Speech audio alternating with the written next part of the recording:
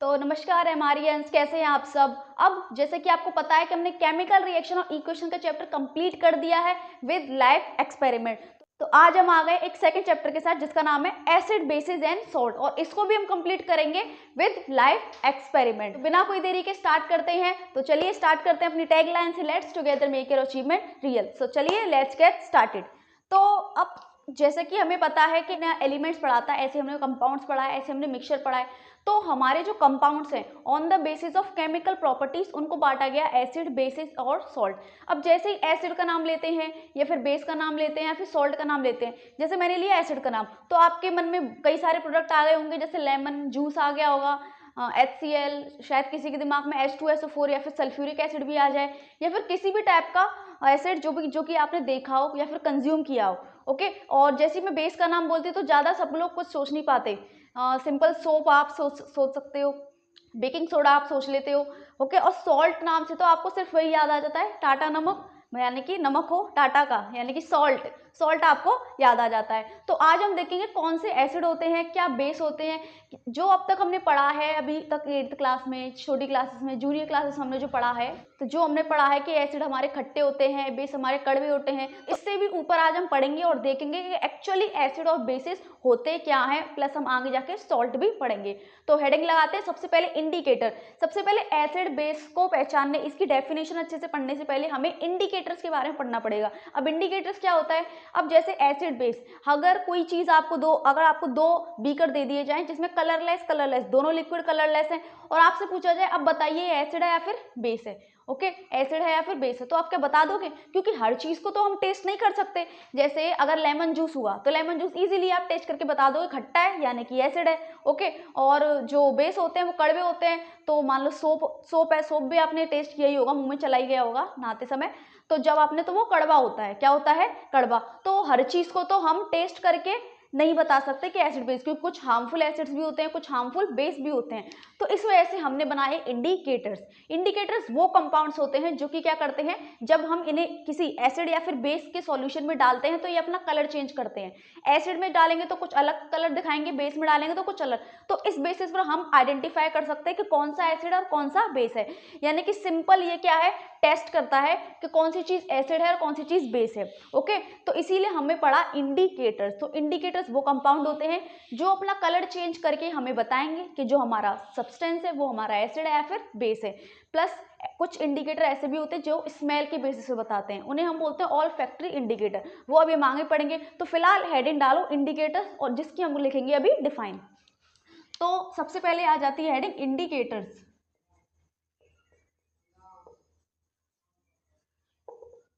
तो इंडिकेटर्स क्या होता है,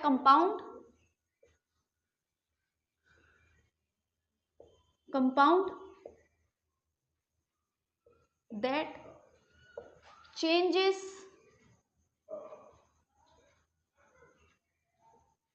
color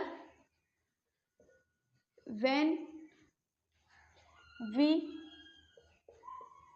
put them, changes color and smell भी हम ऐड कर देते हैं, and smell। okay, when we put them into acid और बेस। ओके, तो वो कंपाउंड जो क्या करते हैं, कलर चेंज करते हैं या फिर चेंज करते हैं स्मेल, जब हम इन्हें किस में डालते हैं, एसिड या फिर बेस में। वो कलर चेंज करके या फिर स्मेल चेंज करके हमें बताते हैं कि गिवन चीज हमारा एसिड है या फिर बेस है। ओके, इस तरीके से। तो इंडिकेटर्स भी हमारे कितने टाइप के होते हैं, 3 टाइप के, natural indicator, synthetic and then olfactory indicator. अब नेचुरल इंडिकेटर तो नाम से पता चल रहा है नेचुरल, जो हमें नेचुरली मिले। लाइक सपोज लिटमस पेपर, सबसे अच्छा है लिटमस पेपर या फिर लिटमस सॉल्यूशन, जो कि हमारा क्या होता है, नेचुरल होता है। ओके, नेक्स्ट आपका, और आप टर्मरिक भी ऐड कर सकते हो। ओके, नेक्स्ट आपका हो जाएगा सिंथेटिक। सिंथेटिक में फिनोफ्थलीन और मिथाइलोनिन जाएगा। ओके, तो मैं लिख देती हूँ, नेचुरल इंडिकेटर में क्या आता है, नेचुरल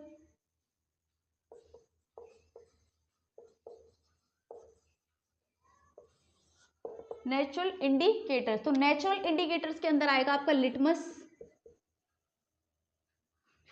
पेपर या फिर लिटमस सॉल्यूशन आप लिख सकते हो, लिटमस पेपर और टर्मरिक जो कि हमारे घर पे प्रेजेंट है।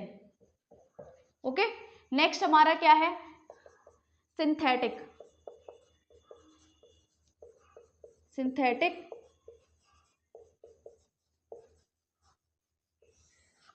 सिंथेटिक इंडिकेटर जो कि नाम से पता चला जो मैन मेड होंगे, जो हमने खुद बनाए हैं। तो सबसे पहला हो जाएगा हमारा मिथाइल ऑरेंज, और नेक्स्ट हो जाएगा हमारा फिनोफ्थिलीन।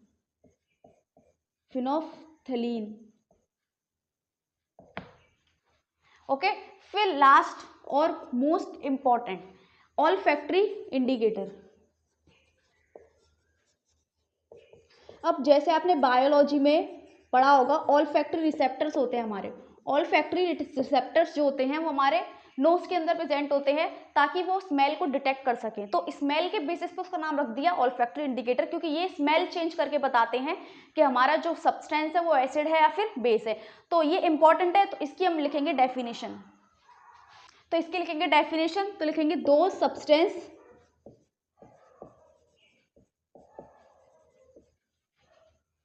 whose smell changes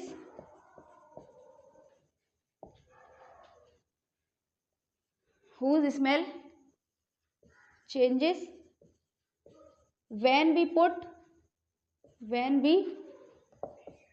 them into acid और बेस। मतलब वो सब्सटेंस होते हैं, वो इंडिकेटर्स होते हैं जो कि क्या करते हैं, अपनी स्मेल चेंज कर लेते हैं जब हम इन्हें किस में डालते हैं, एसिड और बेस में। अब इसका एग्जांपल जो हो जाएगा वो हमारा होगा ऑनियन।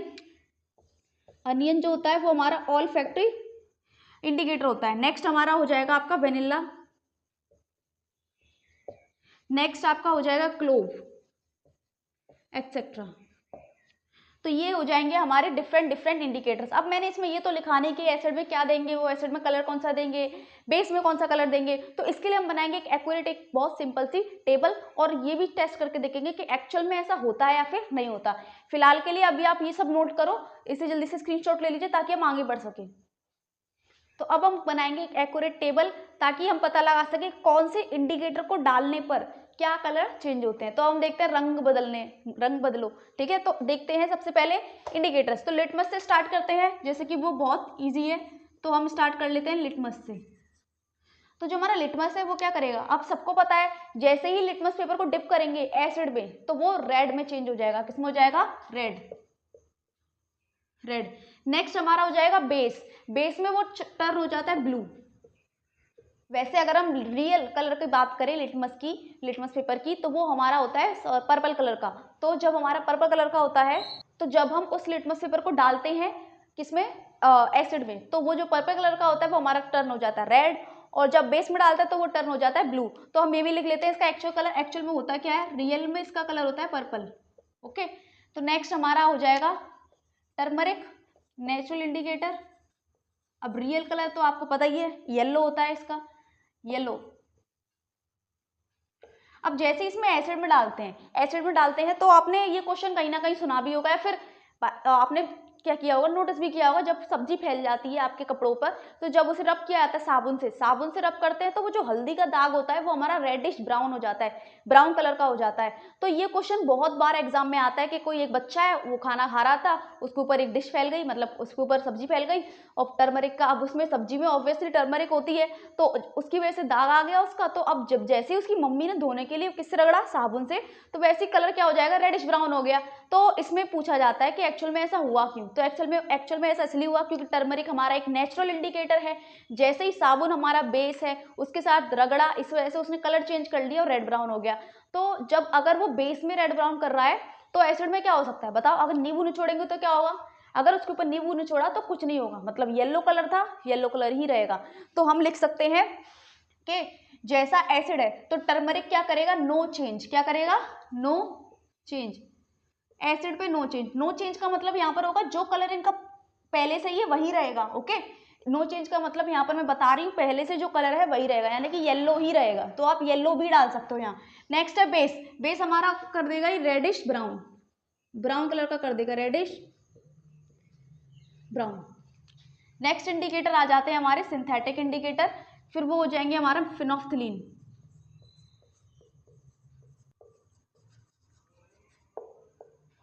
नेक्स्ट हो जाएगा हमारा फिनोफ्थलीन। ओके, इसका कलर एक्चुअल कलर होता है हमारा कलरलेस। क्या होता है? कलरलेस। अब देखो जैसे हम एसिड में पुट करेंगे, मतलब फिनोफ्थलीन को एसिड में डालेंगे तो क्या होगा? एसिड में डालेंगे तो नो चेंज, मतलब जो कलर उसका पहले से ही है वही रहेगा। तो यहाँ पर हम लिख देंगे no change, same no change. अब बेस में डाला तो क्या होगा? बेस में डाला तो ये हो जाएगा पिंक, हमारा क्या हो जाएगा? Dark pink. तो ये हम लिख देंगे पिंक, है ना। नेक्स्ट हम चलते हैं मिथाइल ऑरेंज।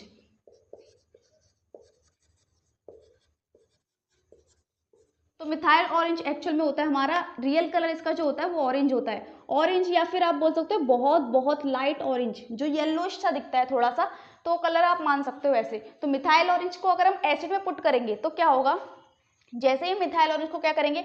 एसिड में पुट करेंगे तो ये हो जाएगा रेड। क्या हो जाएगा? रेड। और जैसे ही बेस में करेंगे तो इंस्टेंटली क्या हो जाएगा? येलो। ओके, तो ये हमारा हो जाएगा येलो। नेक्स्ट हम चलते हैं ऑल फैक्ट्री इंडिकेटर, यानी कि स्टार्टिंग करेंगे ऑनियन से।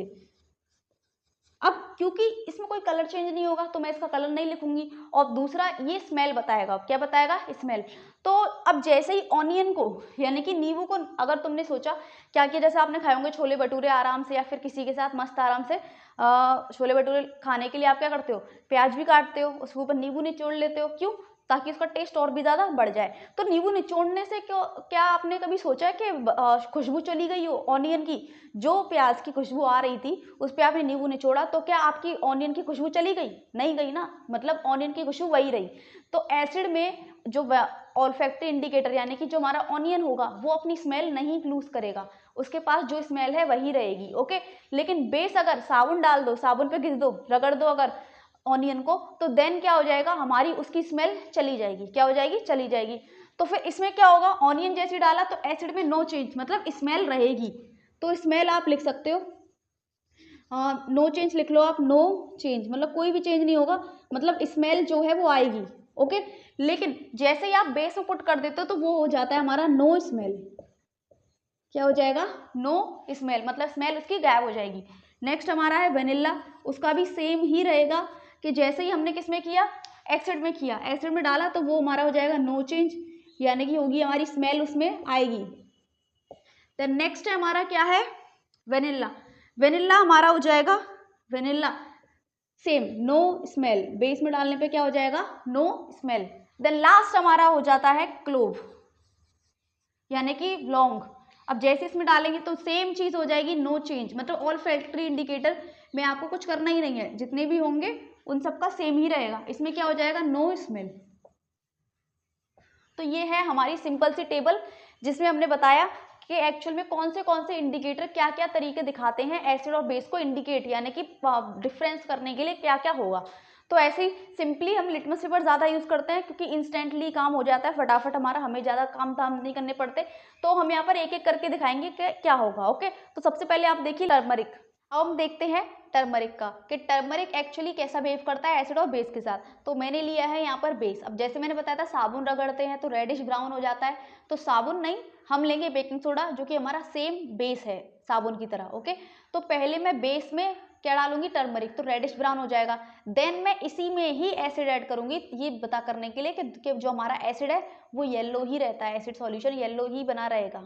तो ध्यान से देखते हैं क्या होगा।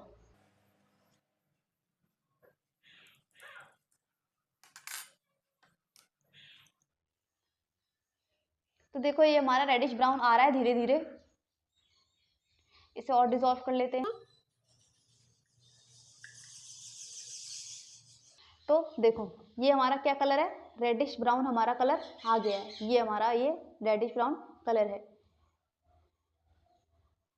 अगर हम इसे और डिसॉल्व करते हैं तो ये पूरे में फैल जाएगा इजीली इस तरीके से। तो ये हमारा हो जाएगा बेस। बेस के अंदर जैसे ही हमने डाला क्या टर्मरिक, तो ये रेडिश ब्राउन हो गया। नेक्स्ट अब मैं क्या करूं? एसिड का, जैसे कि हमने पढ़ा है एसिड का नो चेंज, मतलब येलो कलर येलो ही रहेगा। तो अगर मैं इसमें एसिड डाल दूं तो इसका कलर दोबारा से, टर्मरिक का कलर दोबारा से येलो हो जाना चाहिए। तो लेट्स टेस्ट इट। तो एसिटिक एसिड को मैं डालने वाली हूँ यहाँ।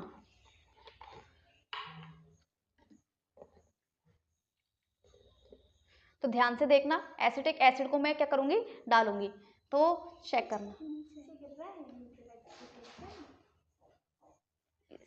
तो ये देखो ये हमारा हो चुका है एसिड, मतलब जैसे मैंने एसिड डाला तो दोबारा से येलो टर्न हो गया। इससे ये पता चलता है कि एसिड में कोई चेंज नहीं आता, ये येलो का येलो ही रहता है। तो आप अलग तरीके से भी कर सकते हैं, अलग से भी कर सकते हैं। तो ये हो जाएगा हमारा टर्मरिक का फिनिश। ओके, ये भी आपने देख लिया। देन नेक्स्ट देखिए फिनोफ्थिलीन। तो अब हम रिएक्शन करेंगे फिनोफ्थिलीन की। तो ये है हमारा एसिटिक एसिड और ये है हमारा बेकिंग सोडा। जैसे कि हमें पता है एसिटिक एसिड हमारा होता है एसिड और बेकिंग सोडा हमारा होता है बेस। तो ये है हमारा फिनोफ्थिलीन। तो ये है हमारा फिनोफ्थिलीन। तो इसको डाल के देखते हैं कि क्या क्या रिएक्शन होगी। तो सबसे पहले हम डालेंगे एसिड में। सबसे पहले हम डालने वाले हैं एसिटिक एसिड में। अब एसिटिक एसिड में जैसे कि मैंने बताया था आपको कि कलरलेस, यानी कि कोई भी कलर चेंज नहीं होगा। तो लेट्स देखते हैं।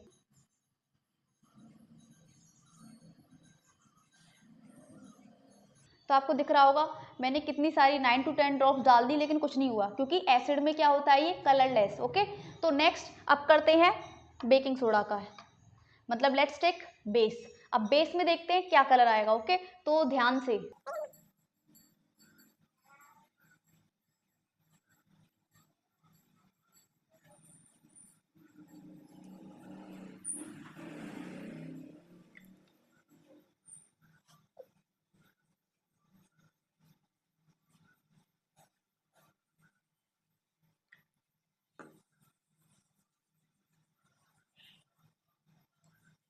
तो जैसे कि आपको दिख रहा है, देखो पिंक हो गया ये। जैसे ही मैंने इसे डाला ही इंस्टेंटली क्या हो गया, पिंक। तो ये हमारा शो करता है कि जो फिनोफ्थिलीन होता है वो बेस में पिंक कलर देता है और जो हमारा एसिटिक में देता है ये हमारा कलरलेस देता है। तो यहाँ पर आप देख सकते हो। अब आपने मिथाइल ऑरेंज देखा, अब हमने लिया है मिथाइल ऑरेंज। तो इसमें अब हम देखेंगे कि एसिड बेस में रिएक्शन कैसे होती है। तो ये है हमारा एसिटिक एसिड और ये है हमारा बेकिंग सोडा का सॉल्यूशन। अब जैसे कि ये बेस है और ये क्या है, हमारा एसिड। तो चलिए देखते हैं क्या होता है। सबसे पहले हम करते हैं एसिड के साथ। अब एसिड में जैसे डालेंगे तो मैंने बताया आपको क्या कलर हो जाएगा, इसका रेड कलर हो जाएगा। ऊपर से दिख रहा होगा आपको ये ड्रॉप, तो मतलब मिथाइल ऑरेंज हमारा ऑरेंज कलर का तो होता है। अब देखते हैं क्या होता है ये जैसे हम इसमें से डालते हैं। यस, वो कलर देखिए, दिख रहा है ना अच्छे से, रेड कलर। तो इसने टर्न किया इसको रेड कलर के अंदर। ओके, तो ये हमारा एसिड है। लेट अब चेक करते हैं कि बेस का क्या हाल है। अब जैसे ये हमारा बेकिंग सोडा है, मतलब ये हमारा है क्या, बेस। तो इसके साथ करते हैं क्या होगा। अब इसके साथ ही होगा तो ये येलो कलर का हो जाएगा। ओके, तो चलो चेक करते हैं।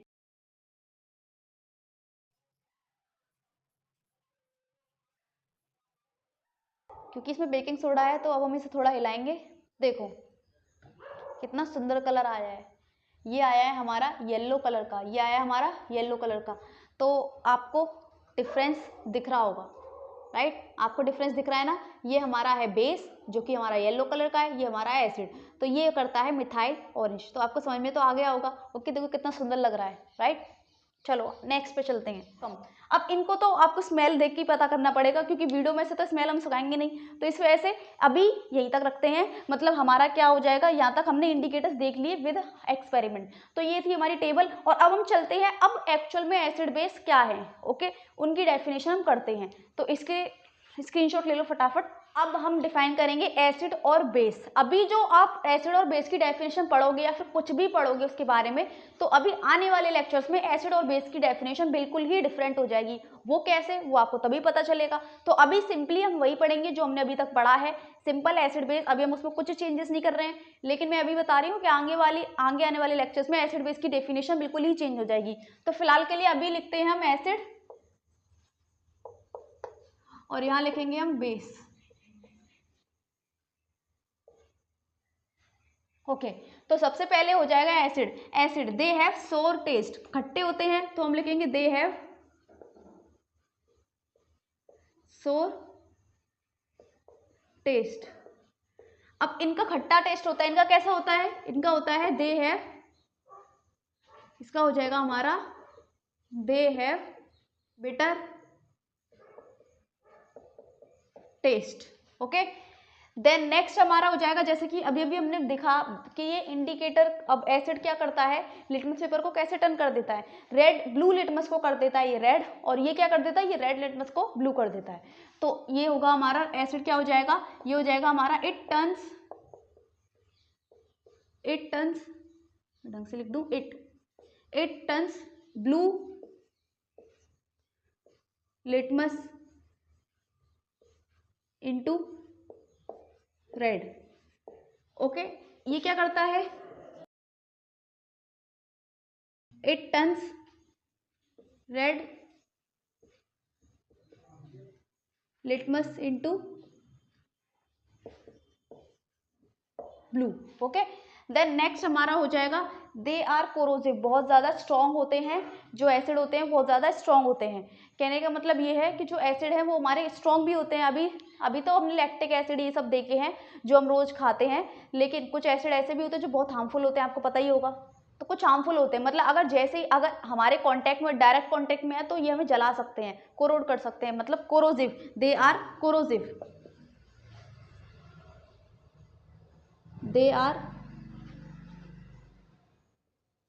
दे आर कोरोसिव इन नेचर। अब एक पॉइंट और है इसका कि ये सोपी टू टच, मतलब साबुन जैसे इन्हें टच करते हैं तो ऐसा लगता है कि साबुन को टच कर रहे हैं। तो हम यहाँ पर एक पॉइंट और डाल सकते हैं कि दे आर सोपी टू टच, दे आर सोपी टू टच। हमारे बेस भी होते हैं, बहुत सारे बेस ऐसे हैं जो बहुत स्ट्रांग होते हैं, वो भी कोरोसिव होते हैं, लेकिन हमारे एसिड जो है वो ज़्यादा कोरोसिव होते हैं। इस वजह से मैंने ये पॉइंट इसमें डाला है और ये वाला पॉइंट इसमें डाला है। नेक्स्ट पॉइंट है कि जैसे हमें पता है, अगर हम पानी लेंगे और उसमें एसिड डिसॉल्व कर देंगे, HCl या फिर H2SO4, और क्या करेंगे, तार वगैरह को उसमें डुबा के हम क्या करेंगे, जैसे ही हम सर्किट कंप्लीट करेंगे और बल्ब लगाएंगे तो हम देखेंगे कि बल्ब जो है ग्लो करने लगेगा। क्या करने लगेगा, ग्लो। तो इससे ये तो साफ है कि जो एसिड होते हैं वो हमारे क्या कंडक्ट करते हैं, इलेक्ट्रिसिटी कंडक्ट करते हैं। ओके, लेकिन कब, एक्वस सॉल्यूशन में। किसमें, एक्वस मतलब पानी में यदि इन्हें घोलेंगे तभी। ओके, मतलब एक्वस सॉल्यूशन होना चाहिए, ऐसे सॉलिड वगैरह में काम नहीं चलेगा। किसमें, एक्वस सॉल्यूशन में। तो ये सेम दोनों पॉइंट इसके लिए भी हो जाता है, इसके लिए। बेस को भी अगर हम घोलेंगे और सेम चीज करेंगे बल्ब वगैरह के साथ, तो देन ये भी हमारा क्या करेगा, ग्लो करवाएगा बल्ब को, डिपेंडिंग ऑन कि हम एसिड और बेस कौन सा ले रहे हैं, मतलब एसिड स्ट्रॉन्ग है या फिर बेस स्ट्रॉन्ग है। तो ये वाला पॉइंट जो है दोनों के लिए आ जाएगा, तो कि दे कंडक्ट, ये आ जाएगा कि दे कंडक्ट, मैं यहां से मिटा देती हूँ, और दोनों के लिए ये पॉइंट हो जाएगा, they conduct electricity in aqueous solution, in aqueous solution. Electricity क्या करते हैं, कंडक्ट करते हैं ये लोग एक्वस सॉल्यूशन के अंदर। ओके, मतलब पानी में जब घोलेंगे तो क्या करेंगे, ये इलेक्ट्रिसिटी कंडक्ट करेंगे। तो ये था अभी हमारी एसिड और बेस। फिलहाल के लिए हमारी यही डिफाइन रहेगी अभी थोड़ी देर तक, देन आने वाले लेक्चर्स में ये क्या हो जाएगी, चेंज हो जाएगी। तो अभी हमें यही पढ़ना है। तो देन नेक्स्ट इसको जल्दी से नोट कर लीजिए आप। अब हमने एसिड और बेस का डिफरेंस तो पढ़ लिया कि क्या है। अब कुछ एसिड ऐसे होते हैं जो एग्जाम में पूछे जाते हैं, जैसे लैक्टिक एसिड किसमें होता है, सिट्रिक एसिड किसमें होता है, टार्टरिक एसिड किसमें होता है। तो ये सब चीजें जो पूछी जाती हैं वो हम देखेंगे कि एक्चुअल में ये एसिड किस किस चीज में प्रेजेंट होते हैं। तो यहाँ हम एक टेबल बनाएंगे जिसके थ्रू हम देखेंगे कि हमारा एक्चुअल में ये सारे एसिड कैसे प्रेजेंट होते हैं, और आपको याद करना है। ओके, क्योंकि पूछा जाता है एग्जाम में। ठीक है, पिछली साल ही पूछा गया था कि टार्टरिक एसिड किस में प्रेजेंट होता है, तो आपको लर्न करना ही पड़ेगा। तो मैं यहाँ पे लिखवा देती हूँ। तो ये हम ये एसिड,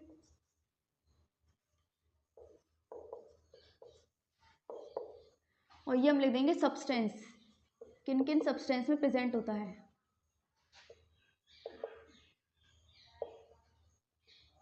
तो अभी हम नॉर्मली क्या कर रहे हैं, सिंपल अभी हम कर रहे हैं कि ऐसे एसिड के बारे में बात कर रहे हैं जो कि सिर्फ क्या खाने लायक है, कंज्यूम करने लायक है। अभी हम स्ट्रॉन्ग एसिड की बात करेंगे, तो फिलहाल के लिए वीक एसिड हैं ये सारे, क्योंकि हम इन्हें खा लेते हैं, कंज्यूम कर लेते हैं, तब भी हमें कुछ नहीं होता। तो सबसे पहले एंड सबसे मोस्ट फेमस लिखो सिट्रिक एसिड, सिट्रिक एसिड। जैसे कि आपने सुना भी होगा, हमारा सिट्रिक एसिड किसमें प्रेजेंट होता है, ये प्रेजेंट होता है हमारा सिट्रस फ्रूट में। सिट्रस फ्रूट, सिट्रस मतलब जो खट्टे होते हैं, सिट्रस फ्रूट।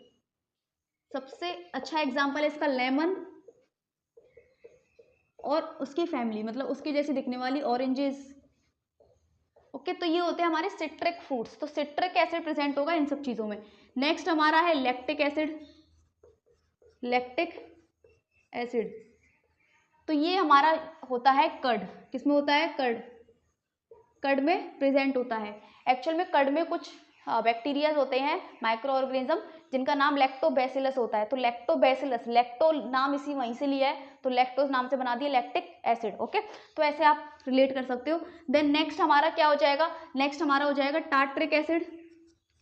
जैसे कि अभी मैंने बताया था, पूछा गया था। तो टार्ट्रिक एसिड, टार्ट्रिक एसिड होता है, देखो टार्ट्रिक टी से स्टार्ट है, तो इसका भी सब्सटेंस टी से, तो मतलब टेमरिन।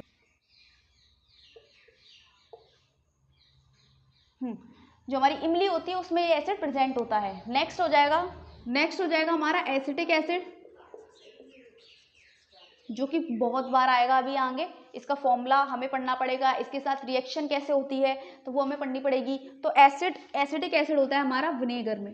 किसमें होता है? विनेगर में। नेक्स्ट है हमारा ऑक्जेलिक एसिड।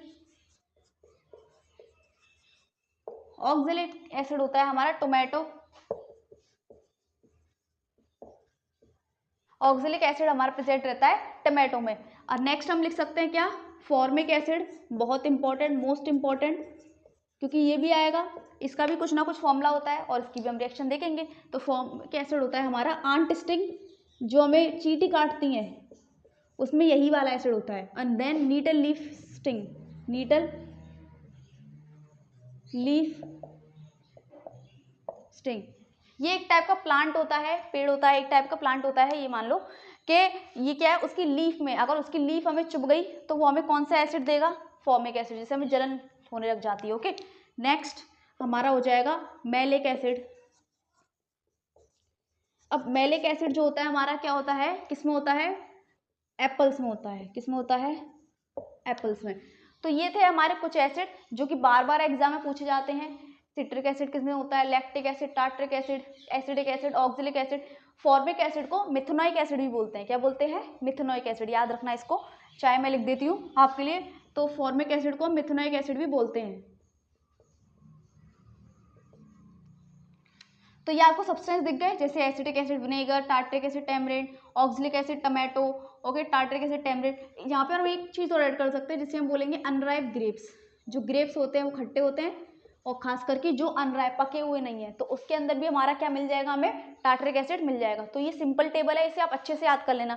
और अगर हम स्ट्रॉन्ग एसिड की बात करें, जिसकी पूरे चैप्टर में बात होगी, बार बार हम उन्हीं के साथ रिएक्शन करेंगे, इनके साथ तो कर नहीं सकते क्योंकि ये है हमारे वीक।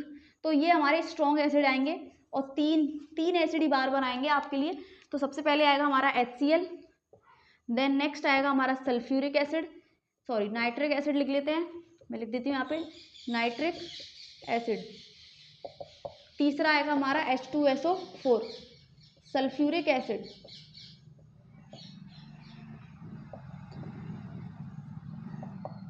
तो ये तीन ही हमारे बार बार क्या आएंगे? बार बार आएंगे, जिनको हम एक्सपेरिमेंट के थ्रू देखेंगे क्या करते हैं, ये कैसे बिहेव करते हैं। तो ये थे हमारे कुछ एसिड, ये वीक वाले, ये स्ट्रॉन्ग वाले। तो अभी मैंने सारे एसिड कवर कर दिए हैं, इसके अलावा कुछ नहीं आएगा, ये पूछा जाएगा। ओके, तो इसे स्क्रीनशॉट लो जल्दी से। अब हम कुछ अलग पढ़ते हैं, मतलब थोड़ा एसिड के बारे में और पढ़ते हैं। कंसंट्रेटेड एसिड, डाइल्यूट एसिड क्या होता है। जैसे आपने क्वेश्चन पढ़ा भी होगा अब तक, अगर स्कूल में आपने पढ़ लिया है, या फिर नहीं पढ़ा तो भी ठीक है। चलो देखो, क्या होता है कि जब कोई इंसान होता है, मतलब आपने बुक में डायग्राम देखा ही होगा कि एक हमारा आदमी है, उसके हाथ में क्या बीकर है, बीकर में क्या डला हुआ है? एसिड। अगर एसिड बीकर में है और हम उसमें पानी डाल रहे हैं, तो ये हमारे लिए बहुत बड़ा एक्सीडेंट कर सकता है। इसीलिए हम बोला जाता है कि पानी लो बीकर में, उसमें एसिड ऐड करो। तो ऐसा क्यों होता है ये, तो इसके लिए हमें पढ़ना पड़ेगा। तो सबसे पहले हेडिंग लगानी पड़ेगी हमें, कंसंट्रेटेड और डाइल्यूट, इन दोनों में पहले अंतर पता करना पड़ेगा, होता क्या है ये। तो सबसे पहला होगा हमारा कंसंट्रेटेड,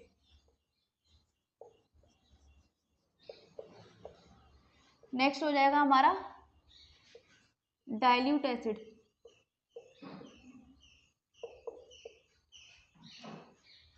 इसमें हम लिखेंगे एन एसिड सॉल्यूशन